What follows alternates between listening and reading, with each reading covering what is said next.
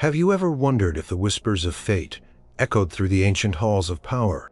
What if shadows of the future truly danced around the gilded thrones of medieval Europe? Did the queens of ages past truly face destinies foretold by seers and hermits? Get ready to uncover 11 shocking prophecies about medieval queens that somehow, against all odds, seem to come true from the 12th century to the 16th. Number 11. The Unyielding Oak and the Broken Crown of Anne Boleyn. In the early 16th century, a different kind of storm was brewing in England. Not one of nature's fury, but of a king's desire. King Henry VIII, desperate for a male heir and utterly infatuated, turned his gaze upon Anne Boleyn, a lady of the court known for her sharp wit and dark, captivating eyes. As Henry pursued his controversial divorce from Catherine of Aragon, the very foundations of English society began to tremble. It was during this tumultuous period, according to whispers among the ladies of the court, that a strange encounter took place. An old woman, a soothsayer, living on the fringes of London, was said to have been sought out by one of Anne's worried attendants, eager to know what fate awaited her ambitious mistress. The old woman, with eyes like deep pools and gnarled hands that seemed to have known centuries, reportedly spoke of a gilded cage and a crown of fleeting gold. She spoke of a queen who would rise to unimaginable heights, yet whose reign would be brief as a summer's bloom. Her words were stark, painting a picture of sorrow. An unyielding oak will seek a golden branch, but find only a fragile willow. The willow will break, and from its root a stronger tree shall rise, untouched by axe or fire, destined to overshadow. And upon hearing it, reportedly dismissed it with a laugh. Her ambition burning too brightly to heed such dark portents, she believed her future was hers to command. The prophecy seemed to unfold with chilling accuracy. Anne Boleyn did indeed rise to become Queen of England in 1533, her coronation, a spectacle of unprecedented grandeur. The gilded cage of royal life with its endless ceremonies and restrictive protocols became her reality. Her crown, however, was indeed of fleeting gold. Her reign as queen lasted a mere 1,000 days. The unyielding oak, King Henry, who had defied the Pope and shattered religious unity for her sake, quickly grew disillusioned when Anne failed to produce a living male heir, giving birth only to a daughter, Elizabeth. King's infatuation curdled into suspicion, fueled by political enemies and his own growing paranoia. Accusations of treason, adultery, and incest were brought against Anne, charges widely believed to be fabricated. The trial was a sham, the verdict a foregone conclusion. The fragile willow was, indeed, broken.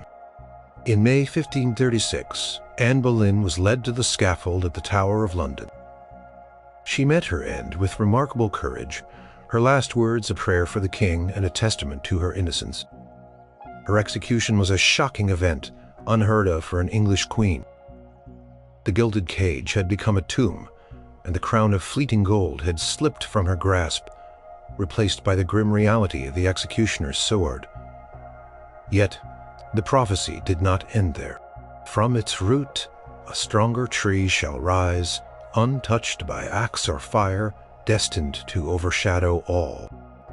This part, perhaps the most astounding, pointed directly to Anne's daughter, the young Princess Elizabeth, cast aside and declared illegitimate. After her mother's death, Elizabeth endured a childhood fraught with danger and uncertainty.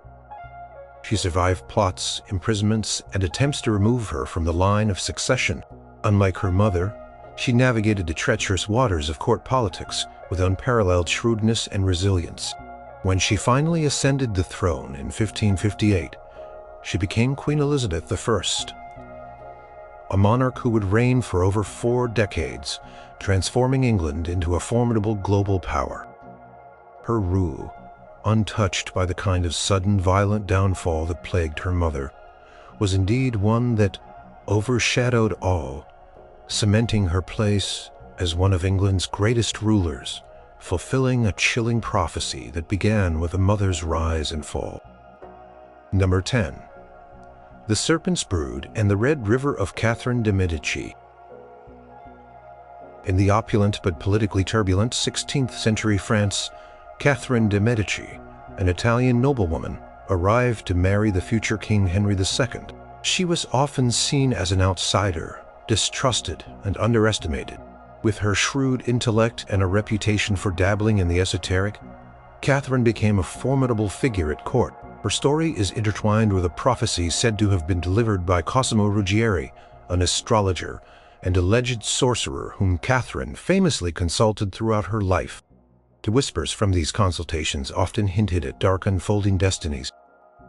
One particular prophecy, chillingly recorded in hushed tones by various chroniclers, spoke of a serpent's brood and a red river. Ruggieri was said to have warned Catherine that her sons would wear the crown, but that each reign would be shorter, fading like embers, and that she would see her line dwindle, swallowed by a river of blood that would flow through the heart of her kingdom. He spoke of her outliving all her male issue and witnessing the fading of her star, only for a distant cousin to seize the throne. Prophecy was specific enough to be terrifying, yet vague enough to haunt Catherine for decades. She was said to have been deeply disturbed by its implications, constantly seeking to manipulate events to avert its dire pronouncements. The unfolding of Catherine's life seemed to follow the prophecy with grim precision. Her husband, Henry II, died tragically young from a jousting accident, leaving their eldest son, Francis II, to inherit the throne. Francis, a frail boy, died within a year of his ascension. The crown then passed to her second son, Charles IX, a sickly and unstable youth. Catherine, acting as regent and then chief advisor, wielded immense power behind the scenes, desperately trying to secure her family's dynasty amidst the escalating religious wars between Catholics and Protestants. It was under Charles's reign that the chilling Red River part of the prophecy seemed to manifest itself in its most brutal form. The St. Bartholomew's Day massacre in August 1572 saw thousands of Protestants slaughtered in Paris and across France. Historians debate Catherine's exact role, but many contemporary accounts and subsequent historical analyses point to her significant influence in the decision to eliminate key Protestant leaders, which spiraled into widespread, horrific violence. The streets of Paris literally ran red with blood, a gruesome fulfillment of Ruggieri's chilling vision. This event, far from stabilizing her dynasty, plunged France into deeper chaos, a river of blood that continued to flow for years in the form of ongoing religious wars. Catherine indeed outlived all her male issue. Charles IX died in 1574. Her third son, Henry III, became king, but he too struggled to control the warring factions and produce an heir. Tragically, Henry III was assassinated in 1589, just months after his mother's death. With his passing, the main Valois line, Catherine's beloved Serpent's Brood, came to an end. The throne then passed to Henry of Navarre, a Protestant distant cousin, who eventually converted to Catholicism to secure his claim, becoming King Henry IV. He was indeed a distant cousin, seizing the throne, establishing the new Bourbon dynasty. Catherine de' Medici spent her final years witnessing the gradual decay of her family's power, her sons dying one by one, and her kingdom torn apart by the very conflicts she had tried so desperately. The old astrologer's dark vision had, by all accounts, played out exactly as foretold, leaving behind a legacy steeped in both power and unspeakable tragedy. Number 9. The Three Crowns and the Fatal Fall of Mary, Queen of Scots. In the misty, tumultuous landscape of 16th century Scotland, a queen destined for a life of unprecedented drama and sorrow was born. Mary Stuart, just 6 days old, inherited the Scottish throne. Her story, a tapestry woven with political intrigue, passionate love affairs, and brutal betrayals, was shadowed by a powerful prophecy. It was said that a reclusive Cistercian monk, known for his visions, had foretold Mary's path to a noble in the Scottish court shortly after her birth. The monk, with eyes that seemed to see beyond the present, spoke of a queen who would be crowned in 3 lands, yet rule securely in none. He warned of a heart torn by many loves and many sorrows, and a final descent, not on a battlefield but in a chamber, at the behest of a kinswoman's fear. Prophecy quickly gained traction among those who believed in such things, whispered through the Scottish and French courts as Mary grew into a beautiful and intelligent young woman. At first glance, it seemed to promise immense power and glory. Mary was indeed crowned Queen of Scotland as an infant. At the age of 16, she married Francis II, the Dauphin of France, and became Queen Consort of France. When Francis unexpectedly died, Mary, now a widow, found herself returning to her turbulent homeland. The third crown, the English one, was a lifelong aspiration. As the great-granddaughter of King Henry VII of England, Mary had a strong claim to the English throne, a claim many Catholics supported over that of her Protestant cousin, Queen Elizabeth I. Mary's life became a relentless pursuit of this third crown, a pursuit that brought her nothing but misery. She ruled Scotland for a mere 6 years, a period marked by religious strife, civil war, and a series of disastrous marriages. Her love life was indeed a source of immense sorrow and scandal. Her marriage to her cousin Lord Darnley ended in his mysterious murder, for which Mary was widely suspected of complicity. Her subsequent marriage to the Earl of Bothwell, the chief suspect in Darnley's death, further alienated her subjects and led to her forced abdication. She escaped her Scottish prison and fled to England in 1568, seeking refuge with her cousin Queen Elizabeth. This was the beginning of her fatal fall.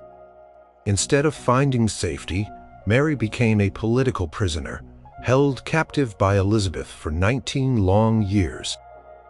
Her presence was a constant threat to Elizabeth's throne, a beacon for Catholic plots and rebellions. Kinswoman's fear of the prophecy became increasingly palpable. Despite Mary's pleas for release, Elizabeth's advisors, ever wary of the dangers Mary posed, urged her to take decisive action. Many plots to assassinate Elizabeth and place Mary on the English throne were uncovered during these years, culminating in the Babington plot, which directly implicated Mary. Finally, in February 1587, Mary, Queen of Scots, was brought to trial. Found guilty of treason, she was condemned to death. The final descent was not on a battlefield, but as the prophecy foretold, in a chamber, on a cold winter morning in the great hall of Fotheringhay Castle, Mary met her end on the executioner's block. Her death, ordered by her own cousin, Queen Elizabeth, was a stark and tragic fulfillment of the ancient monk's ominous words. She was indeed crowned in 3 lands, Scotland, France, and in her own mind, England. Yet she ruled securely in none, her life a testament to a fate that seemed irrevocably sealed from her very birth. Number 8. The steadfast hand and the king's ambition of Filipa of Hano. In the 14th century, as Europe grappled with political upheaval and the nascent stirrings of the 100 Years' War, a young woman named Filipa of Hano arrived in England to marry King Edward III. She was a foreign princess, quiet and unassuming, yet destined to play a vital, often overlooked role in one of England's longest and most significant reigns. Before her departure from her homeland, a local seer known for her visions of flowing rivers and ancient oaks was consulted by Filipa's worried family. The seer, with a deep sigh and a gaze fixed on the distance, reportedly spoke of a steadfast hand that would guide a restless lion to glory. She spoke of a mother of many branches, whose wisdom would tame the storm and whose kindness would soften the steel, ensuring the fruits of the kingdom ripened in peace amidst the thunder of war. This prophecy, passed down through whispers and recorded in fragmented monastic texts, painted a picture of a queen who would be a silent strength behind the throne. Filipa arrived in England, a land she would grow to love and serve with unwavering loyalty. Her marriage to Edward III was not one of passionate romance, but of deep affection and mutual respect, growing stronger with each passing year. Edward, a young and ambitious king, was indeed a restless lion. Eager to assert his claim to the French throne and pursue military glory, he initiated the 100 Years' War, a conflict that would define his reign.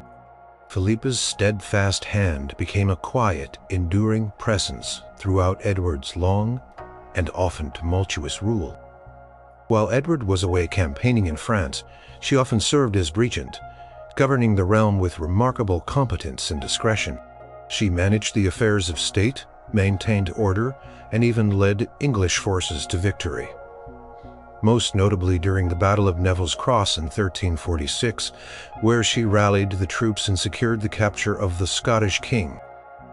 Her wisdom in governance and her steadfastness in upholding justice earned her the respect of the English people and nobility. Prophecy also spoke of her as a mother of many branches. Filipa and Edward had an astonishing 14 children, 10 of whom survived to adulthood, an unusually high number for the era. These children formed the very backbone of the Plantagenet dynasty, forging powerful alliances across Europe through their marriages and contributing to England's political landscape for generations. Her kindness would soften the steel. Referred to her widely celebrated compassion, she was known for her generosity, her patronage of learning and the arts, and her genuine concern for the common people. Chroniclers frequently recount tales of her interceding with the king on behalf of condemned prisoners, or pleading for clemency, softening the sometimes harsh justice of the era. The fruit of the kingdom, ripening in peace amidst the thunder of war, was a testament to her stabilizing influence. Despite the century-long conflict with France, England itself experienced periods of relative domestic peace and prosperity. Under Filipa's quiet guidance, her calming presence and sensible advice were said to be invaluable to Edward, helping him to focus on the long-term good of the realm. Filipa of Hano's reign was not marked by grand gestures or dramatic power plays, but by a consistent, nurturing presence that fostered stability and success. She was indeed the steadfast hand that guided her restless king. A queen whose quiet strength and profound wisdom truly seemed to fulfill the gentle yet powerful predictions. Number 7. The foreign seed in the tangled roots of Eleanor of Provence. In the mid-13th century, Eleanor of Provence arrived in England, a young woman from a cultured southern French court to marry King Henry III. Her arrival was met with a mix of curiosity and apprehension. England was already wary of foreign influence, and Eleanor brought with her a large retinue of family and friends, all eager to find positions and wealth in the English court. Before her journey, it was said that an old hermit in the sun-drenched hills of Provence, known for his cryptic visions, had spoken of her destiny. He described her as a foreign seed planted in stubborn earth, saying she would face the winds of hatred and the thorns of resentment. Yet he continued, "From her tangled roots shall spring branches that reach across distant lands, securing crowns not for herself, but for her children and their children." This prophecy spoke of both her struggles and her eventual enduring impact, not through her own direct rule, but through her progeny. Eleanor's early years as Queen of England were indeed difficult. Her foreign seed status was exacerbated by her perceived extravagance and her active promotion of her Provençal relatives. They were granted lands, titles, and positions of power, leading to widespread resentment among the English barons and common people. She was openly disliked, sometimes even hated by her subjects. There were instances of public outcry, even violent demonstrations against her, demonstrating the winds of hatred and the thorns of resentment she had to endure. Chroniclers of the time often depicted her as an unpopular and controversial figure, a queen who seemed more interested in her own family's advancement than in the welfare of her new kingdom. Despite the initial animosity and political struggles, Eleanor was a woman of strong will and deep loyalty to her husband and family. She actively participated in governance, often giving advice to Henry and supporting his sometimes unpopular policies. Her most significant impact, however, came through her children and their strategic marriages. From her tangled roots shall spring branches that reach across distant lands, securing crowns not for herself, but for her children and their children. This part of the prophecy became remarkably true. Eleanor gave birth to several children, but two in particular solidified her prophetic destiny. Her eldest son, Edward, would go on to become the formidable King Edward I of England, a monarch known as the Hammer of the Scots, who greatly expanded English power and reformed its laws. Her daughter, Beatrice, married John II, Duke of Brittany, forging an important alliance in France.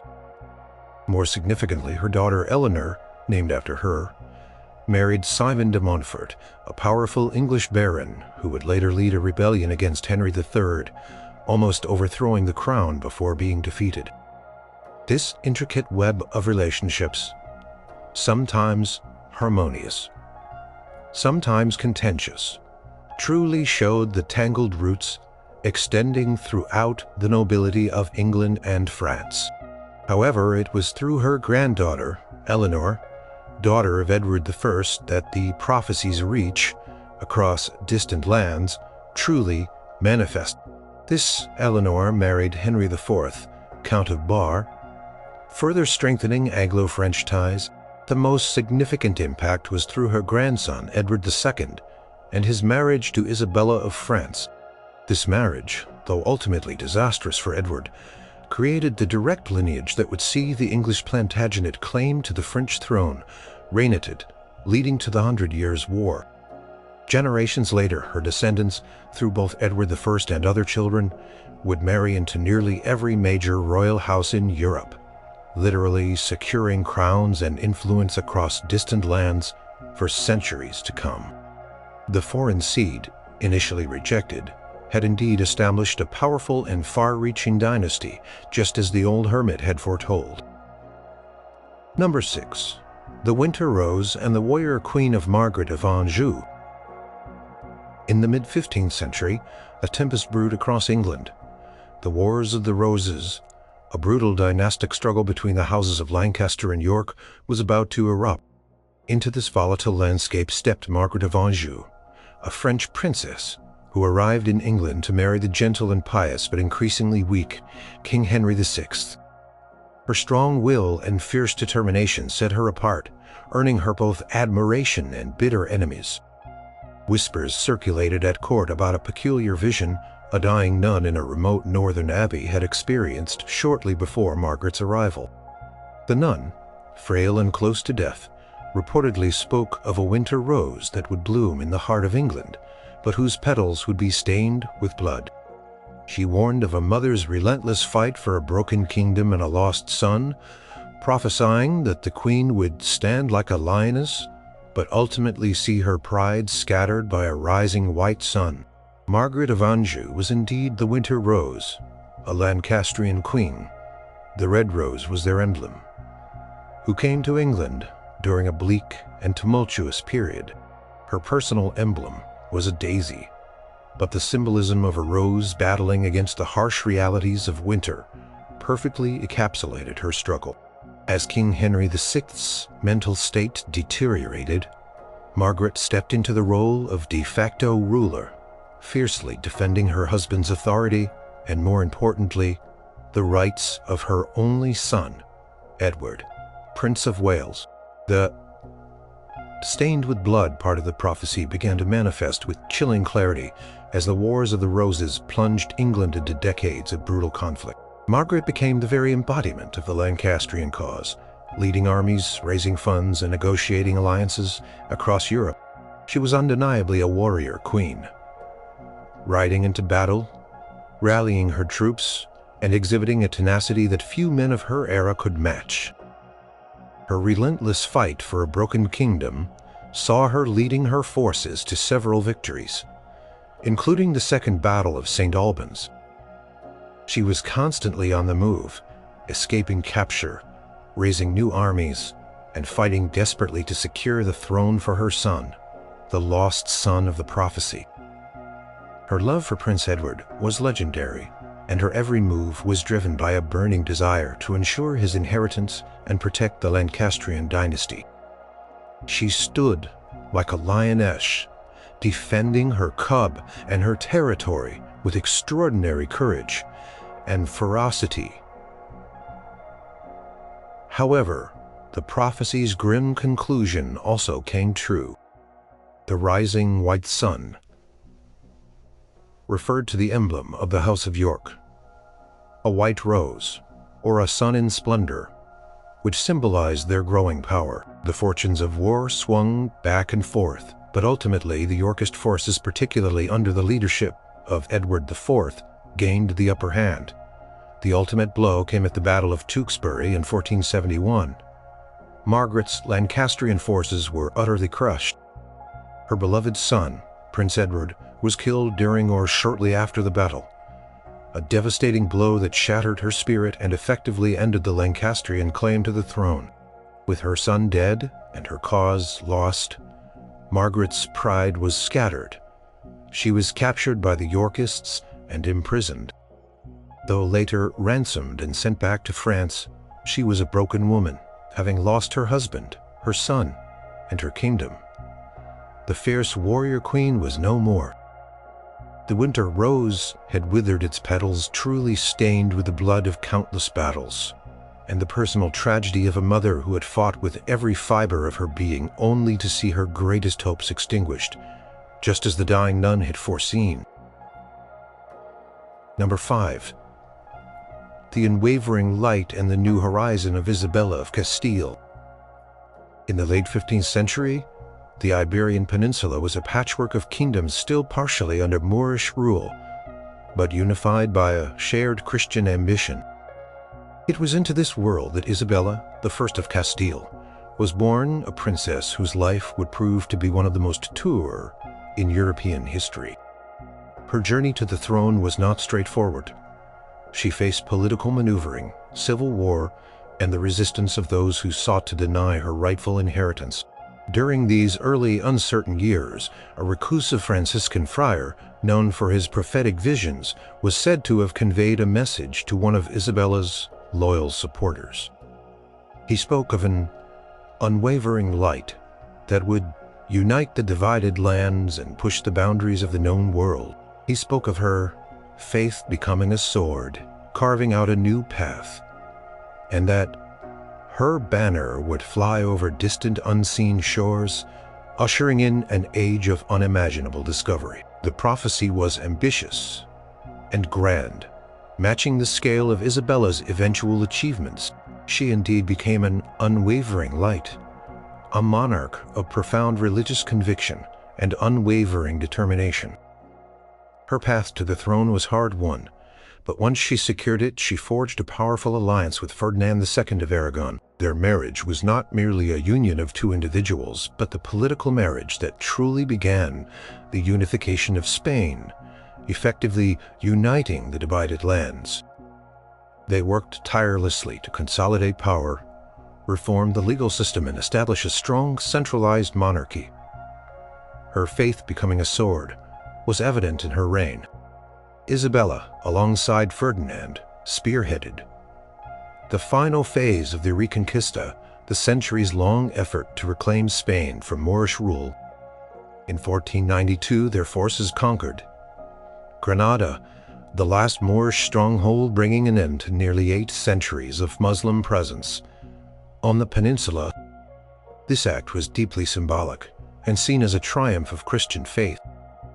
However, this fervent religious conviction also led to the tragic decision to expel Jews and later Muslims from Spain, a darker side of her reign, but one undeniably driven by her belief.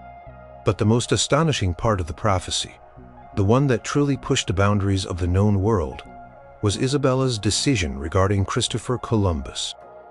For years, Columbus had sought patrons for his audacious plan to sail west to reach the east, rejected by most European courts.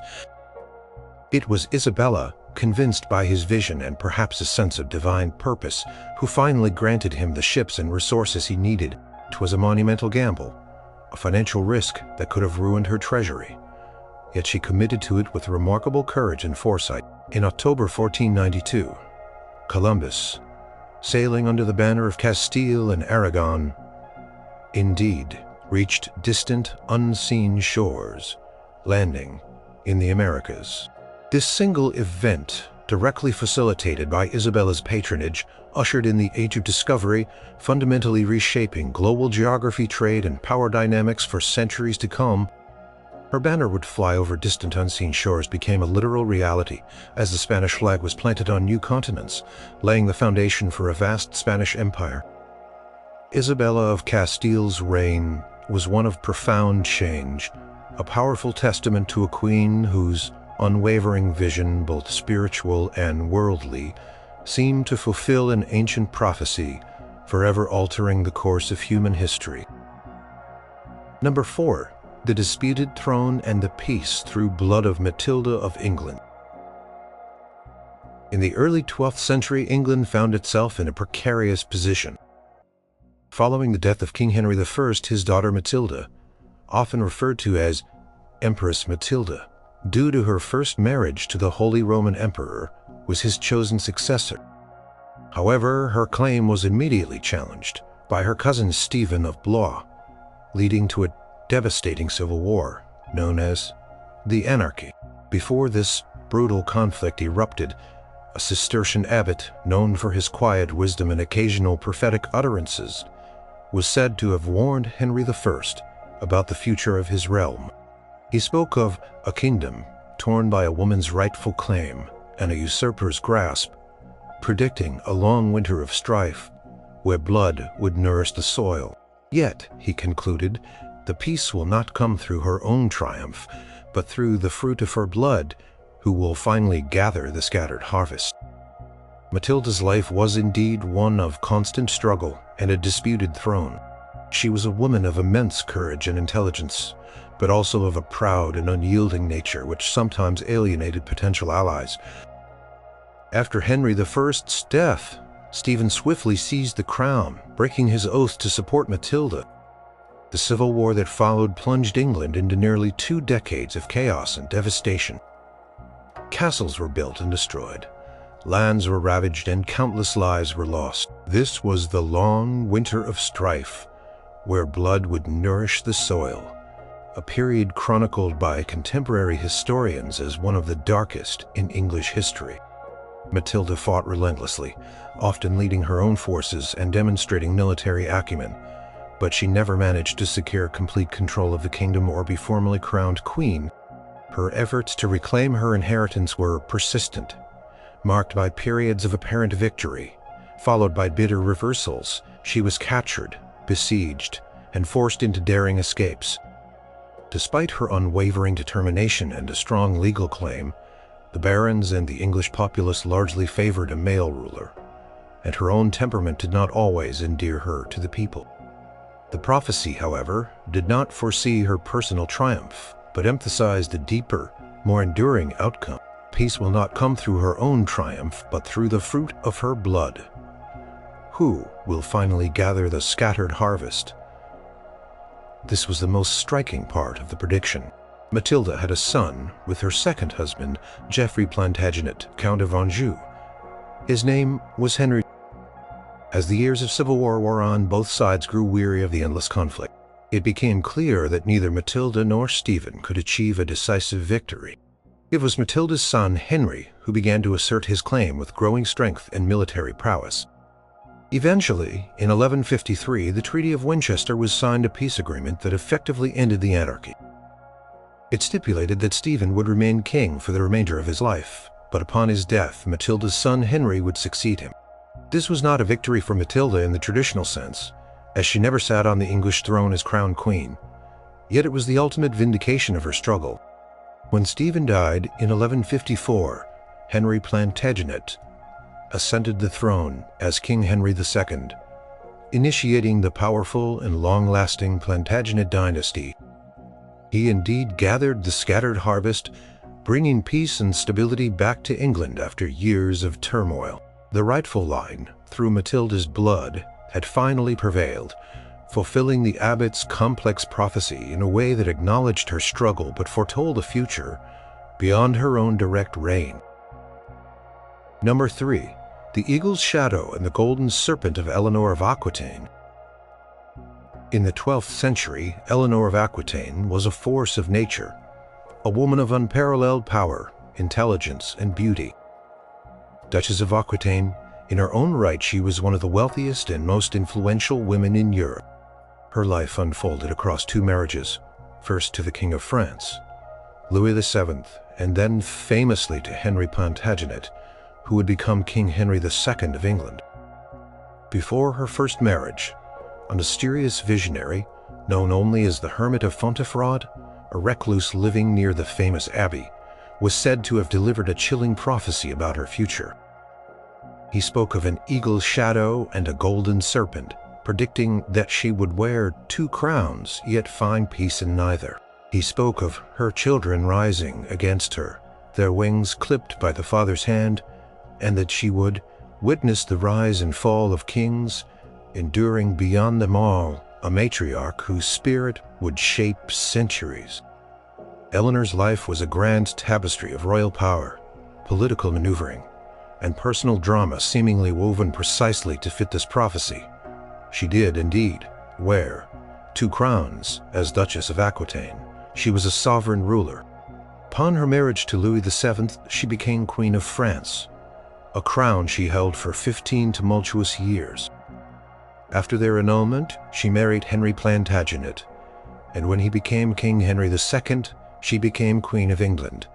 2 crowns, 2 powerful kingdoms, yet she found peace in neither. Her marriage to Louis was strained by her independent spirit and their inability to produce a male heir. Her marriage to Henry,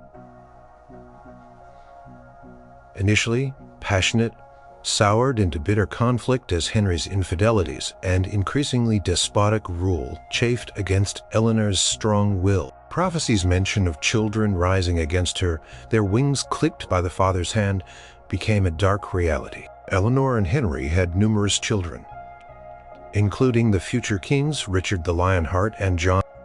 As Henry's grip on power tightened and his control over Eleanor became oppressive, she openly supported her sons in their various rebellions against their father. She encouraged them to fight for their inheritance and their independence, directly challenging Henry's authority. This led to her prolonged imprisonment by Henry for 16 years.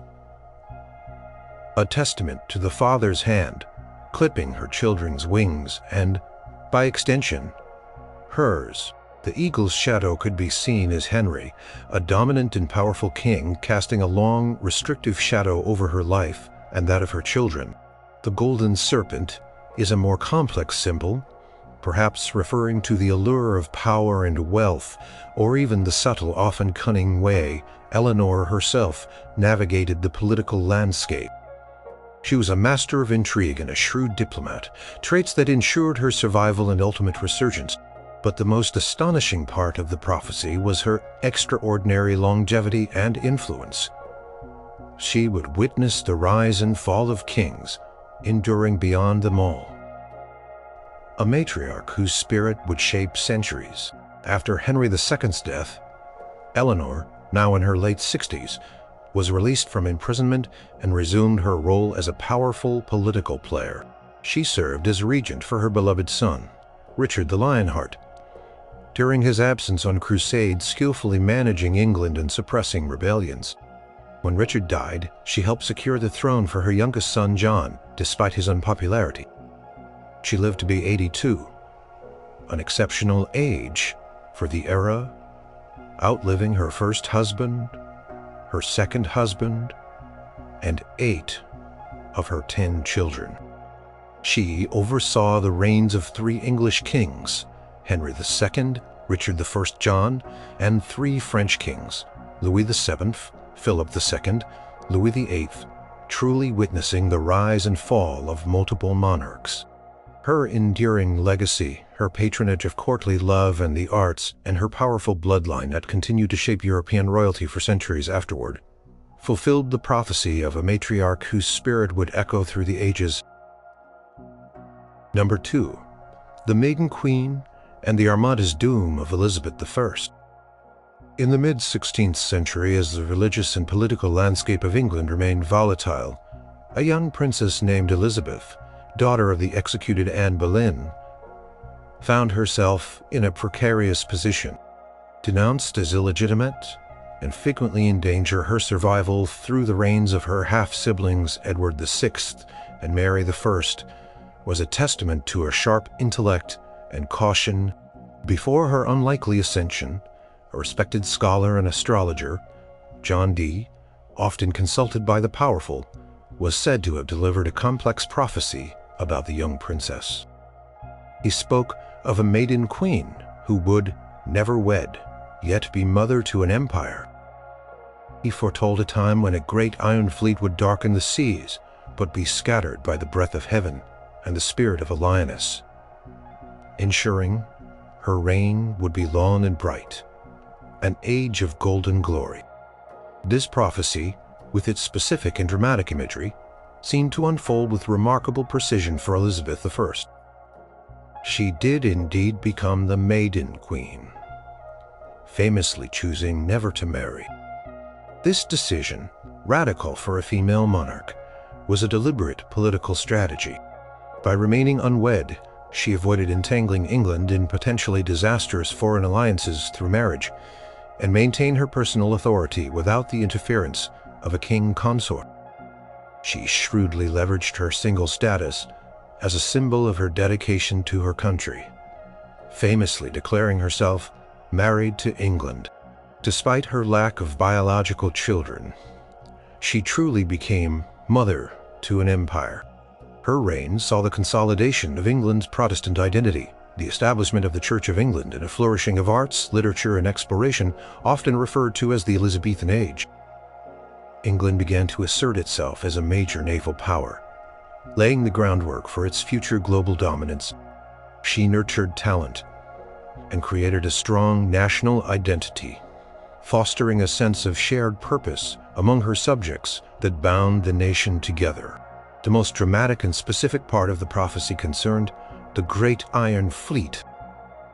In 1588, the formidable Spanish Armada, a massive fleet of warships built by King Philip II of Spain with the express purpose of invading England, sailed towards English shores.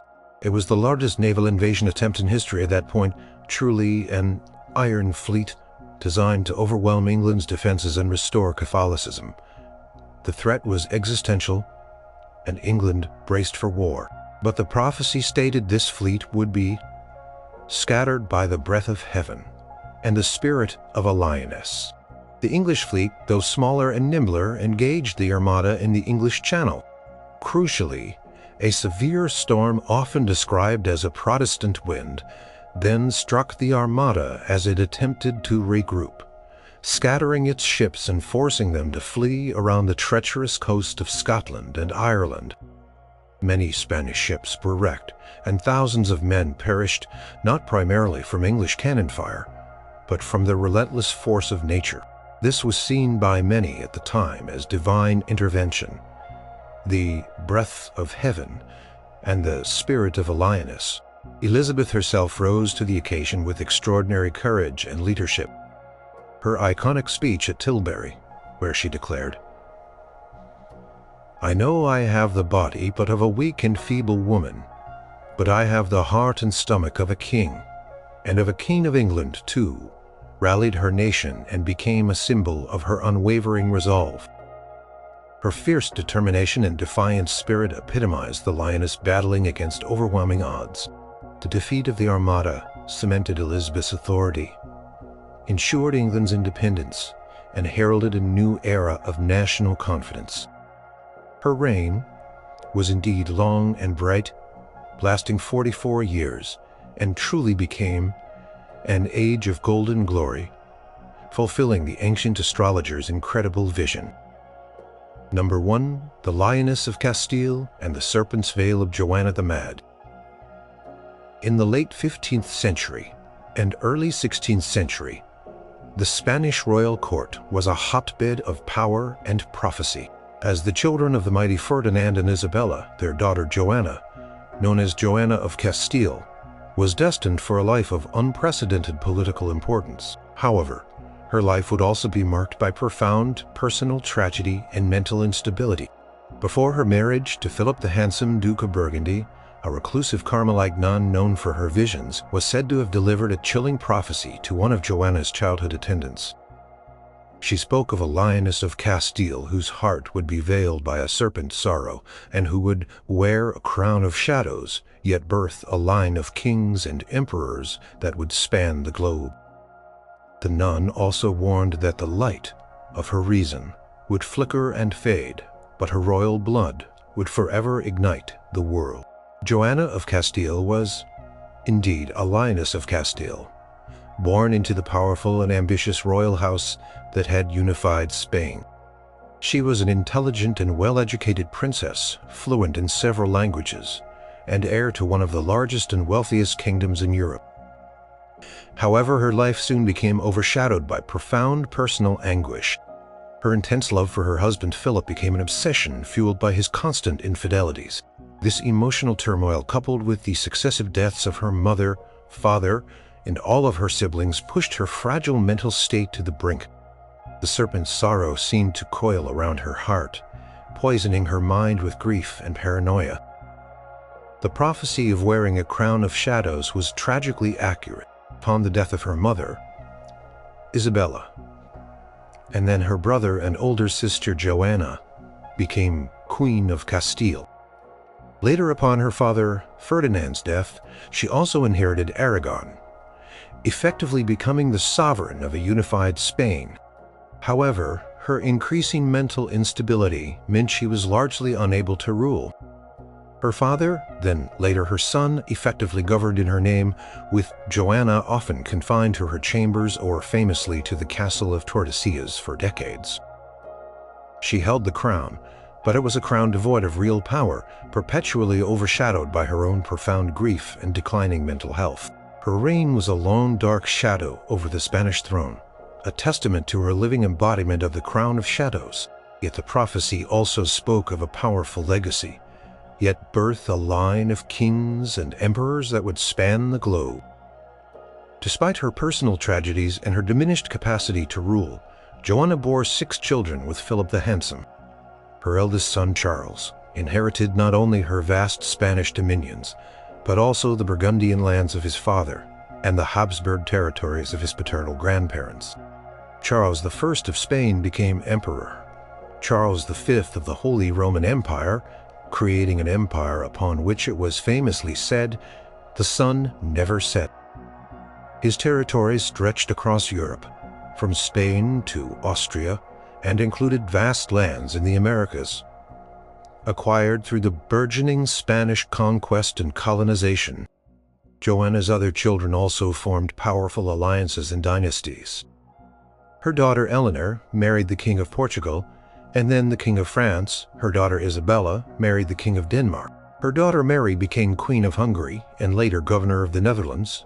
Her daughter Catherine married the King of Portugal, and her son Ferdinand became Holy Roman Emperor after Charles's abdication. This was a lineage of unparalleled power, literally a line of kings and emperors that would span the globe, stretching from Europe to the New World. Even as the light of her reason would flicker and fade, as it dramatically did during her long confinement, her royal blood would forever ignite the world. The blood flowing in the veins of her children and grandchildren, the future rulers of Spain and the vast Habsburg Empire, directly stemmed from Joanna. Her life, though marked by immense suffering and a tragic descent into madness, became the very foundation for one of the most expansive and influential dynasties in world history, precisely as the old nun's startling vision had foretold.